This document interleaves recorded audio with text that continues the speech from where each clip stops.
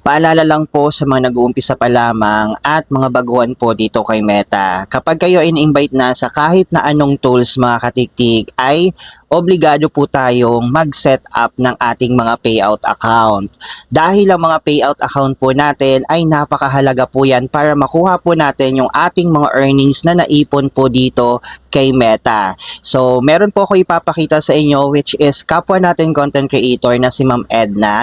Nakalimutan niya po or hindi po siya umabot sa 6 months na palugit po ni Facebook or ni Meta para sa pag-fill out ng ating payout account. At dahil hindi po siya fill up ng kanyang payout account mga katiktik, na expired po yung kanyang earnings which is $35 po yan mga katiktik.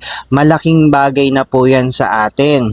Kaya paalala ko lang po, tapusin nyo po yung pag-set up sa ating mga payout account. Pag sinabing tapusin, ang pinaka-final po niyan ang ating tax information.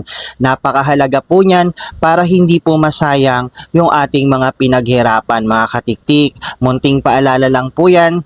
Galing kay Madam Tiktik. Don't forget to follow. Ikikikikiki.